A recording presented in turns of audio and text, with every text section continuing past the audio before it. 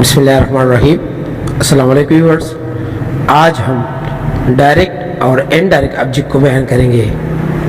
What is direct object and what is indirect object. Direct object और indirect object क्या है, तो चलते हैं टॉपिक की जानिब। So the first topic is direct object. What is direct object? Direct object क्या है? An action which is received directly by the object is called direct object. वो एक्शन यानी वो अमल जो डायरेक्टली यानी सीधा तौर पर एक ऑब्जेक्ट एक मफूल उसे वसूल करे यानी रिसीव करे, उसको हम डायरेक्ट ऑब्जेक्ट कहते हैं।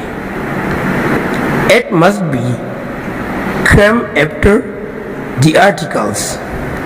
ये ज़रूर आर्टिकल्स के बाद आएगा, यानी ए एन एंड दी इसके बाद आएगा।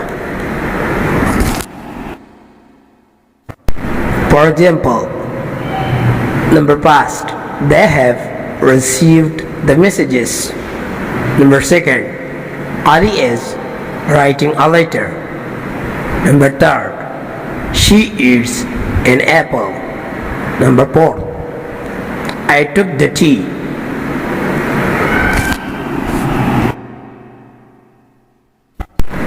In the first sentence, messages.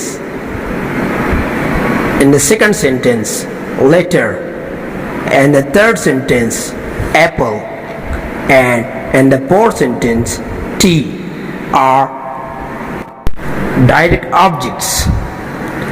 पहले फकरे में messages, दूसरे फकरे में letter, तीसरे फकरे में apple और चौथे फकरे में tea हमारे साथ डायरेक्ट ऑब्जेक्ट है।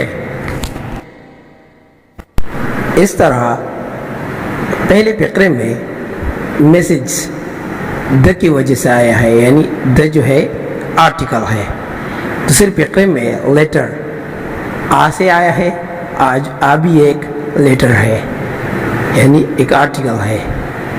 तीसरे फकरे में एप्पल एक ऑब्जेक्ट है जो एन यानी आर्टिकल की वजह से आया है। और चौथे फकरे में टी ये भी द की वजह से आया है, द भी एक आर्टिकल है। और next topic is indirect object. What is indirect object? Indirect object क्या है? An action which is received indirectly by the object is called indirect object. वो एक्शन वो अमल जो ऑब्जेक्ट के ज़रिए इनडायरेक्टली तरीके से यानी गैर डायरेक्ट तरीके से वसूल हो जाए, उसको हम इनडायरेक्ट ऑब्जेक्ट कहते हैं। It must be come after a preposition. ये ज़रूर प्रीपोजिशन के बाद आएगा, जैसे to, on, in, up, it, from, for and under, etc. For example, I go to school. Number second, this gift is for you. Number third, he is from Islamabad.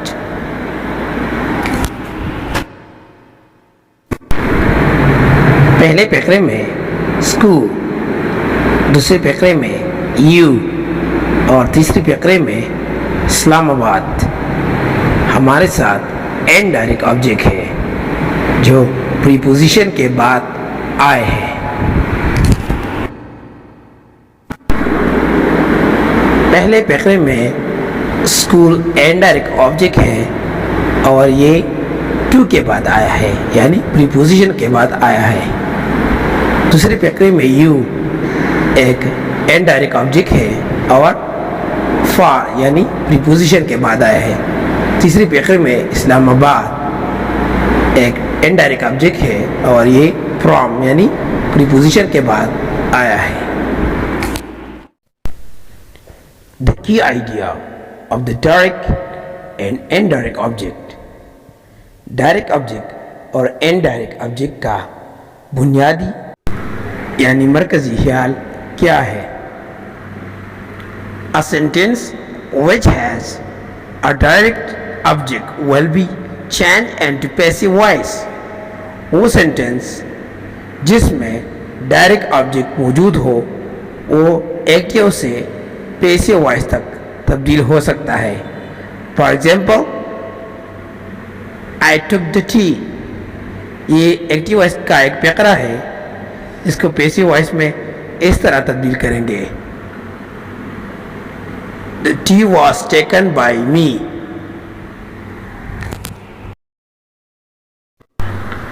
A sentence which has an indirect object will not be changed into passive voice। वो sentence जिसमें indirect object मौजूद हो वो यानी passive voice तक तब्दील नहीं हो सकता। For example, I go to school, ये एक एक्टिव वॉइस का एक फकरा है। इसको पैसिव वॉइस में तब्दील नहीं किया जा सकता। This will not be change into passive voice. Thank you.